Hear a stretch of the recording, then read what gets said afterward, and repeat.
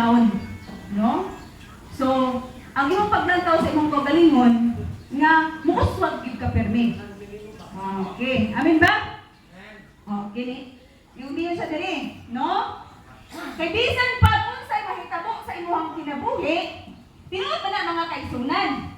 Basta dako kag pagtuo bisan unsa may maabot sa imong kinabuhi, sa imong unsa ka mamandihaa nga mga pagsulay nga mo sa imong kinabuhi, basta dako kag pagtuo sa Dios, dili gyud ka downfall. No? Naagyud ka muli ingon barog tindog. No? Kay naa ang Dios uban kanimo. Okay. No? Kaya doon naman kay lik-on nga pagtuo. Amen ba?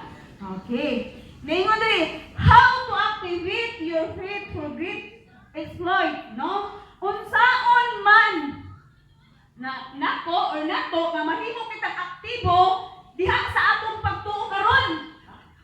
Oh, unsaon daw? No? Unsaon man nato mga kaigsunan? No? Una niingon sa Roma 10:17. Atong basahon, no? Unsaon na nato, no? Para mahimo tang aktibo. Kini aktibo ta ba kanang active, no? Kanang dasig, pirmi, no? Diha sa pagtuo. Okay, niingon sa Roma 10:17, no? Kay once aktibo ta mga kaigsunan diha sa pagtuo, mauna nga magkauswagon ang imong kinabuhi o di kaya magbalampuson ka kanunay sa imong kinabuhi. No? Kay kung active ka sa pagtuo, dili gyud luya, no? Ang imong kinabuhi o imong panginabuhi, no? Okay. So ningon diri sa Roma 10:17, ningon ang pulong sa Dios. Okay. Busa ang pagtuo nagikan sa pagpamati sa mensahe. Oh, ningon siya. Busa ang pagtuo nagikan sa pagpamati sa mensahe o ang nabati nagikan sa pulong ni Kristo. Okay. So kining pulong diri aman mga mensahe sa pulong sa Dios, diri sa Biblia, gikan ni Kristo. Okay. So ang pagpamati daw sa pulong sa Dios mao kini maka paaktibo sa imong pagtuo. Okay. No? Mao kini makapaaktif sa imong pagtuo, no? Ang pagpamati sa pulong sa Dios. Amen ba? So kinahanglan gyud ay aron malig-on ang atong pagtuo, aron dili siya mapalong, no? Aron magsiga siya permi, kinahanglan di ay ang pagpamati sa pulong sa Dios. So dili gyud ay siya kapiaw-piawan, no? Para permi active ang imong pagtuo, no? Naingon siya diri. Kinahanglan nga dili daw ka kapuyan sa pagkarga kanunay sa pulong sa Dios diya sa imong kinabuhi. Ayaw gyud kapuya imong kaugalingon dili gid ka kapuyan. Bumitaw ni ngayon pa nila, yun daw ang magwali, ang kalaban daw ko diha sa kanaang mamati ay kanang makatulog. No? Luyahon. Ano bitaw na nga luya na kanang muhito mo ka sa kanang katulugon ka, no? Mo na mga kaigsunan nga ang pulong sa Dios nag-ingon diri nga ginahanglan gayud nga maminaw bitaw ta sa mensahe sa pulong sa Dios. Kay mao nay makapaaktibo sa imong diha sa imong pagtuo sa Dios.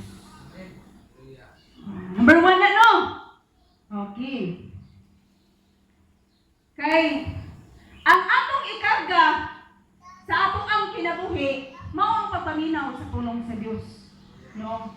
Kay aron ka mo excel, no? Aron ka muswag, no? Or aron ka makadahutay, no? Kay dili bitaw moadto ka gira ang ikarga sa imong pusilon sa man. Ha? Bala. Ayaw mo ba na magpaisog-isog ang ating dito ba kay bala? Oh, so ikita po, magpaisugon ta sa pagpatubang sa atong buhi nga Dios kung ano na tay karga o mga mensahe sa pulong sa Dios. Amen ba? So ingon ana di ay ang ato day basta mga Kristohanon, ang ato ay gikarga sa ato ang kinabuhi mao ang mensahe sa Dios. Nagikan ka Kristo. Okay. Ikaduha ingon diri, no? Sa Lucas 1:45 atong basahon. Kaduha no? Kaduha naman ni. Lucas 1:45. Okay. Ngayon diri sa 45, no? Ngayon siya.